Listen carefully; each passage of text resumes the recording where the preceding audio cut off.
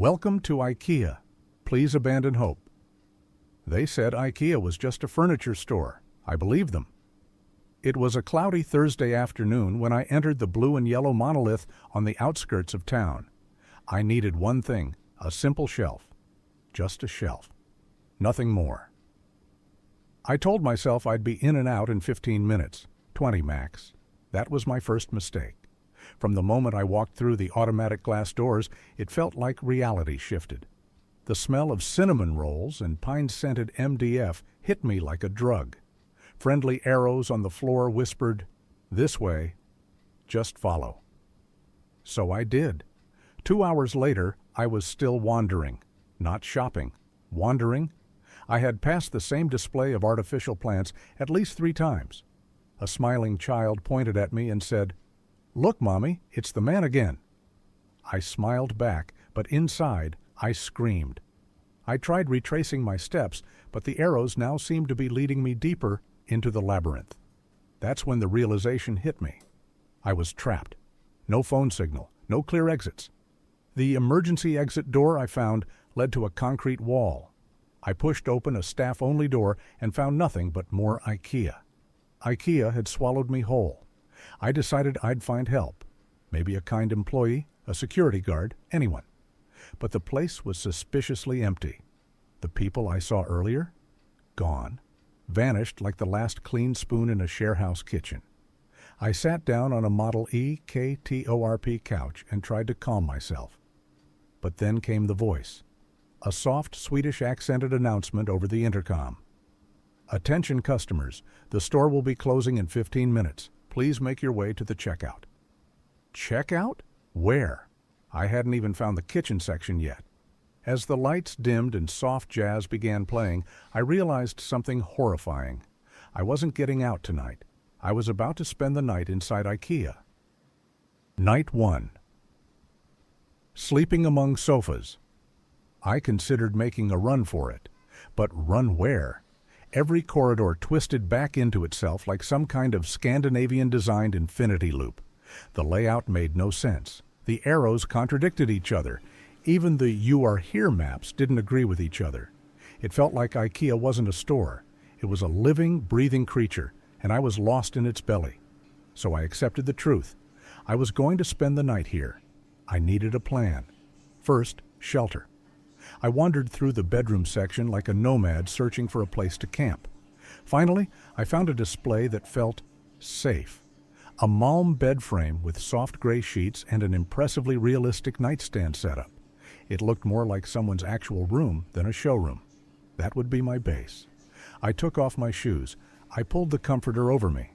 And for the first time in my adult life, I went to sleep on a bed I hadn't paid for. But sleep didn't come easily. Every 20 minutes, the store made a soft ding, followed by a robotic voice reciting IKEA's return policy in 3 languages. Somewhere in the distance, I heard something crash. A lamp? A chair? Or maybe someone or something else was in here with me. I told myself it was just the building settling. Around 3 a.m., I gave up on sleep and decided to explore. I crept past kitchens, offices, even fake bathrooms that looked a little too used. There was food in the cafeteria, but it was locked behind glass. I made do with a packet of IKEA cookies someone had opened and forgotten. They were dry, Swedishly dry. But I was hungry. That's when I found the others. 3 of them, huddled in the kids section. A man in a bathrobe, a woman holding a half-eaten meatball, and a college student using a plush shark as a pillow. They looked at me. I looked at them. No one spoke. We just nodded, like veterans of the same bizarre war. We were all trapped, and somehow we knew it wasn't over, not even close. The Great Escape Attempt. The others and I had silently agreed. We weren't getting out on our own. That was clear. But the hunger for freedom was growing. You could see it in the way we all shifted nervously in our beds, the way we kept glancing at the towering shelves of furniture around us like they were watching us back. At dawn, or what I assumed was dawn since the store had no windows, we gathered in the aisle near the lighting section, the place where we had all met. The man in the bathrobe had some sort of plan. He'd been watching the employee entrance, pacing back and forth. His eyes had the glint of someone who knew a secret. "We need to take control of the intercom," he whispered urgently, his voice a mix of dread and excitement. "If we can do that, we can force them to let us out." I stared at him. "You want to hijack the PA system?" "Yes," he replied. "We'll broadcast our demands, get the hell out of here, or else we'll start eating the Swedish meatballs, one by one." It was absurd. But what did we have to lose? The college student, who had been suspiciously quiet up until now, pulled a small toolbox out from under the bed display. "I've got the tools," she said, her voice firm. "Let's do this." Together, we made our way toward the employee-only areas. The overhead lights flickered as we walked, the shadows lengthening and stretching like something was alive in the store with us. I half expected a giant flat-pack wardrobe to topple over and crush us, but the path ahead remained clear. We reached the back office where the intercom system was located. The door was unlocked. It was too easy. Almost too easy. Inside, the room was a mess. Papers scattered across the floor, empty coffee cups, and what looked like an IKEA-issued flashlight. But no sign of any employees. They'd all vanished.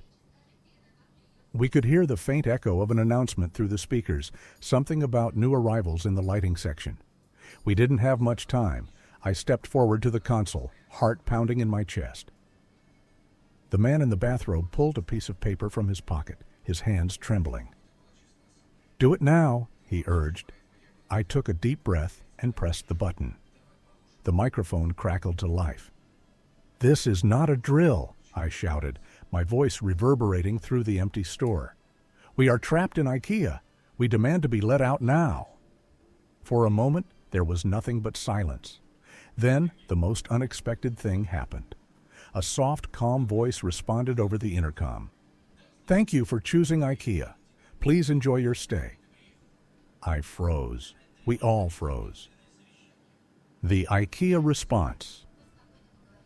We stared at each other in stunned silence. The voice that came over the intercom wasn't a mistake. It wasn't an accident. It was as if it was waiting for us. "Thank you for choosing IKEA. Please enjoy your stay." The words echoed in the room like an ominous lullaby. The man in the bathrobe, now visibly unnerved, stepped away from the intercom, his face pale. The college student clutched her toolbox as if it were a weapon. "What the hell was that?" she muttered, her voice shaky. "I don't know," I answered. "But it's not just a store, it's something else."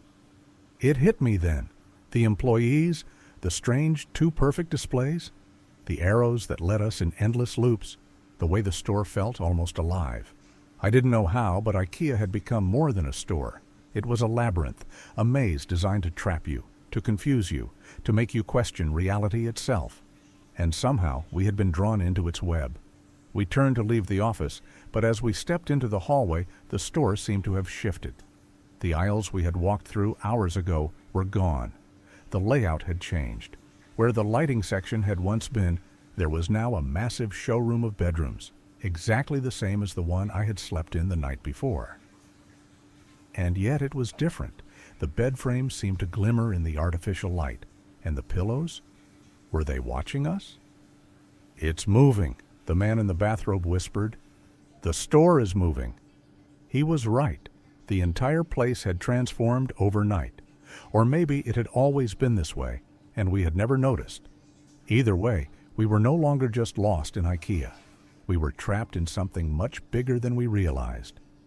Suddenly, a door at the far end of the hallway creaked open, and I heard the distinct sound of a vacuum cleaner. A lone employee, dressed in the familiar blue and yellow uniform, appeared. She didn't look surprised to see us. She didn't even seem to acknowledge us. She just smiled. A calm, eerie smile.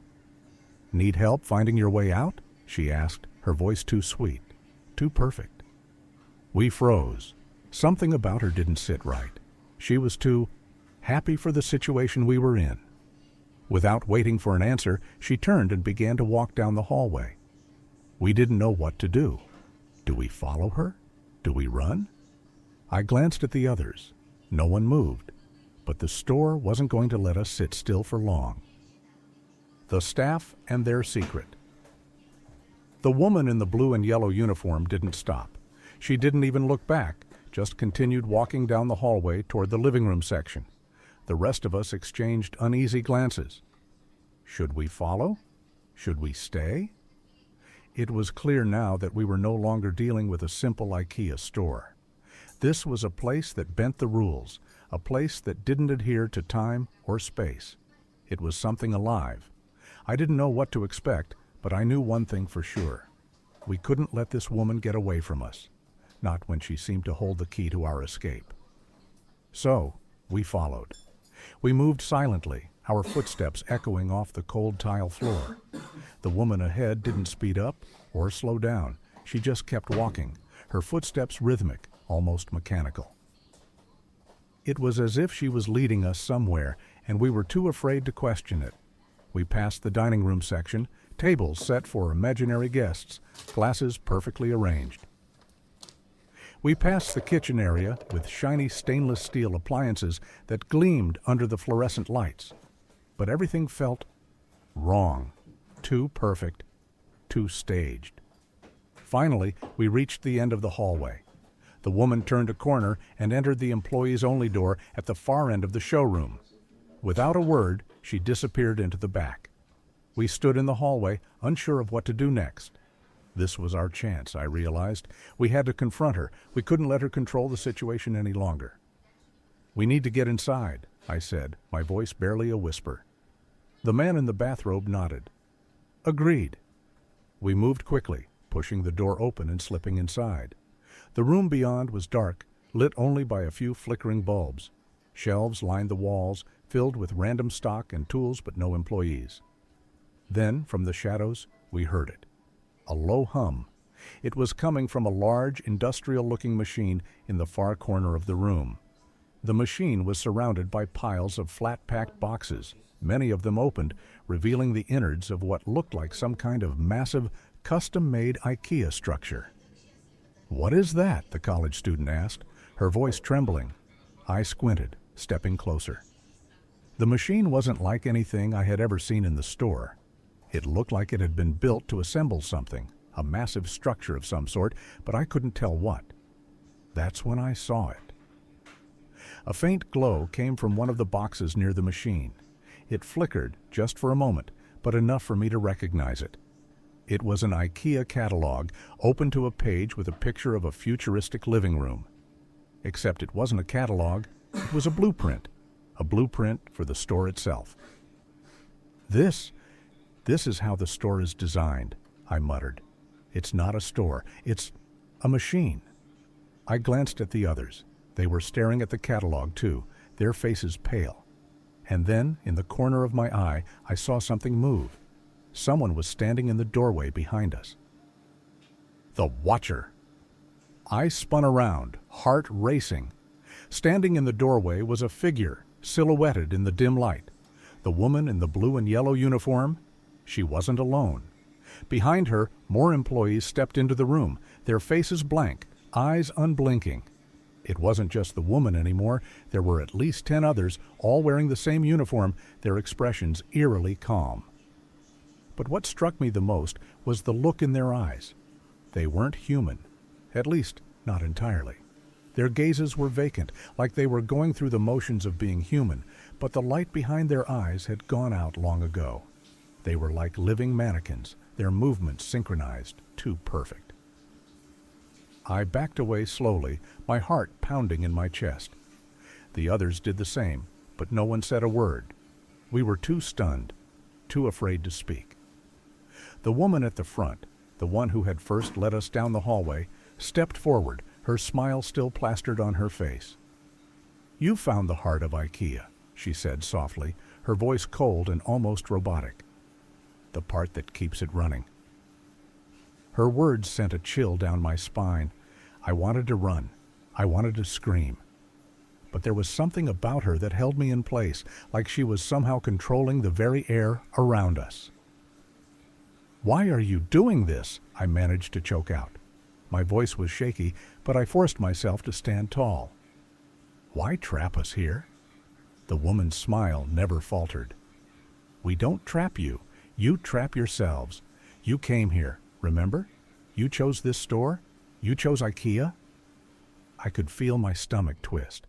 I didn't know what she meant, but I didn't have time to process it. The others were already moving. "We need to go," the man in the bathrobe muttered, his voice frantic. "Now!" But as soon as he turned to leave, the doors slammed shut with a loud bang.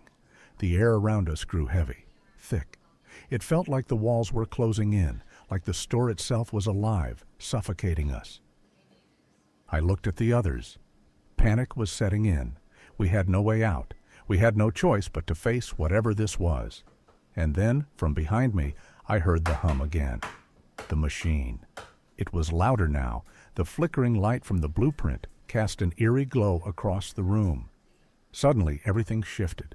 The store wasn't just a maze. It was a trap. And we were the prey. The final design. I couldn't breathe.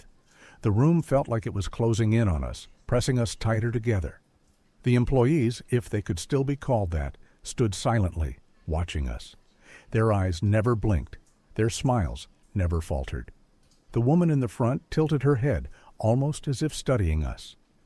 "IKEA is not just a store," she said, her voice quiet, but filled with an eerie finality. "It is life. It is existence, a perfect, endless design." My mind was racing. "What do you mean?" I asked, my voice barely above a whisper. "You chose IKEA, and IKEA chose you," she continued, almost as if reciting a mantra. "The store was designed to trap people, those who are lost in the chaos of their lives. You came here because you needed direction, you needed answers, and now you are part of the design." The words hung in the air, each one heavy with meaning. I couldn't understand. How could a store, an IKEA, do this? Trap people? Manipulate them? The woman smiled again. "It's simple. Every item, every section of this store is designed to test you, to guide you, to show you what you're missing in your life. And when you can't find your way out, you stay. You accept your place. It's not a curse. It's an opportunity." The college student next to me shook her head. "This is insane. This is just—" Her words were cut off by the hum of the machine behind us. The blueprint on the floor seemed to glow even brighter, casting a strange light over everything.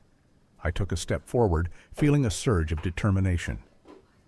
"I'm not accepting this. We're getting out." The employees didn't move, but their eyes, those empty, cold eyes, followed my every move. "Try," the woman said simply. Without another word, she stepped aside, allowing us a clear path to the blueprint. But as I approached it, something felt wrong. The air around the machine seemed to shift, becoming heavier, almost thick enough to touch. The man in the bathrobe grabbed my arm. "Don't. It's not what you think." But it was too late. I reached for the blueprint, and the moment my fingers brushed the paper, the entire room seemed to ripple. The walls, the ceiling, the floor, it all started to bend and distort, like the store was reshaping itself around us. I looked up at the others, but they weren't there anymore. They had vanished. It was just me, alone, surrounded by the walls of IKEA. The hum grew louder. The machine behind me whirred to life, its gears clicking and shifting. A loud clunk echoed through the room, and I felt the ground shake beneath me. And then I understood. IKEA wasn't just a store. It was a living entity, a design that fed on those who wandered too far into its labyrinth. The store didn't want to let us go. It wanted to keep us, to use us. The door at the far end of the room suddenly opened, but I didn't move. I couldn't. I was part of the store now. The end of the maze. The door at the far end of the room creaked open again, but I couldn't move. I was frozen. The machine hummed behind me, its gears turning slowly, as if it were watching me, waiting for my next move. I wasn't sure whether it was my mind playing tricks on me, but I could swear I felt eyes on me. Eyes from the walls, from the displays, from the very shelves themselves. I felt the cold air from the open door on my back, and I heard footsteps. Someone was approaching. Then I saw her, the woman in the blue and yellow uniform. She stood in the doorway, her face calm, emotionless. "You're starting to understand," she said, her voice strangely soothing. "IKEA isn't just a store. It's a place of transformation, a place where those who are lost, those who need a purpose, come to find their place, a place to belong." I turned slowly, the weight of her words sinking in. My mind was racing. I was starting to understand, but I didn't want to accept it. How could I? "I don't belong here," I muttered. "I'm not one of you." She smiled, her teeth glinting in the soft light. "Of course you do. You've been here the longest, after all." I blinked, confused. "What do you mean?" "You've been here from the beginning," she continued, her tone almost affectionate. "The moment you walked into this store, you chose to stay. You became part of the design, part of the experience, and once you become part of IKEA, you never really leave. You just change, adapt, become one with the store." I took a step back, my heart pounding. No, this is impossible." She didn't answer. She simply watched me, her smile unwavering. I turned away, stumbling toward the door that had just opened. The hallway outside looked like any other IKEA aisle, filled with neatly arranged furniture, display shelves, and perfectly aligned objects. But there was no escape, no freedom. The walls seemed to stretch out, further and further, the aisles twisting and bending. The store was alive, its very architecture breathing, shifting, adapting. I was caught in it, like a fly in a spider's web. "You won't leave," the woman called after me. "You can't leave. You're a part of the design now. You've been chosen." I didn't turn around. I couldn't. The store had consumed me. And it would consume anyone who wandered too far into its grasp. There was no escape. Not now. Not ever. And as I walked deeper into the maze, the doors behind me slammed shut with a finality that echoed through the empty halls. IKEA had won, and so had I.